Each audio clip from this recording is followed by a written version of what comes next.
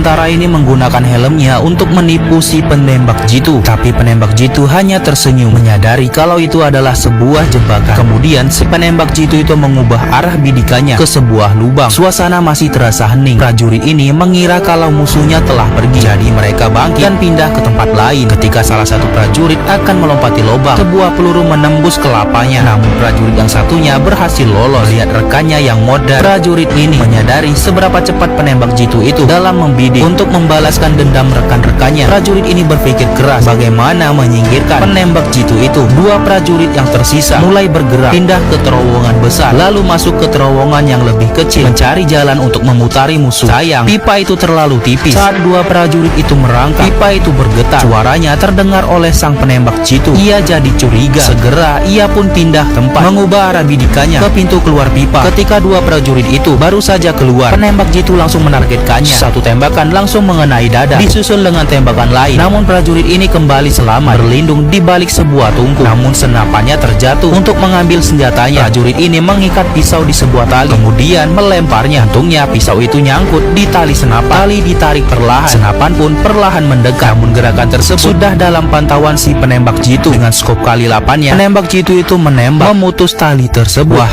angel ini. Prajurit ini pun kembali ngendok sambil memikirkan bagaimana caranya mendapatkan senapan itu kembali. Tiba-tiba pesawat datang, meluncurkan serangan, memecahkan kaca-kaca di gedung itu. Pecahan kaca jatuh berkeping-keping. Penembak jitu memanfaatkan kaca itu untuk menemukan posisi targetnya. Setelah berjam-jam ngendok di belakang tungku, rekannya yang habis ngeluting tiba-tiba muncul dari dalam pipa membawa senapan Kar 98-nya, berguling sambil mengisi peluru. Prajurit ini berkata, "Jangan buru-buru atau ia akan menembak kepalamu dalam 3 detik." Melihat pecahan kaca yang berserakan, prajurit ini mendapatkan sebuah ide. Ia memerintahkan rekannya untuk segera mengambil pecahan kacanya, lalu menggunakan pecahan kaca itu untuk memantulkan cahaya ke mata penembak jitu. Memanfaatkan kesempatan itu, prajurit ini mengambil senapannya dan membidik musuh, lalu menembakkan satu peluru, menyebabkan tangan penembak jitu itu terkena peluru, membuatnya mundur kembali ke markas. Begitupun dengan prajurit ini kembali ke camp untuk melakukan looting dan mendapat bocoran dari seorang bocil FM, tempat persembunyian si penembak jitu itu. Prajurit itu segera mendatangi tempat tersebut, menyelinap, merayap di antara korban yang tergeletak, mengoleskan lumpur di wajah untuk menyamar. Sekarang ia telah siap membidik si penembak jitu, tapi yang ditunggu-tunggu tak kunjung muncul. Setelah begadang dan menunggu semalaman, matanya ngantuk dan mulai tertidur. Saat ini penembak jitu sedang bersembunyi. Menggunakan teropongnya, ia menemukan prajurit yang sedang menyamar. Dengan cepat ia membidik. Saat akan menekan pelatuknya, tiba-tiba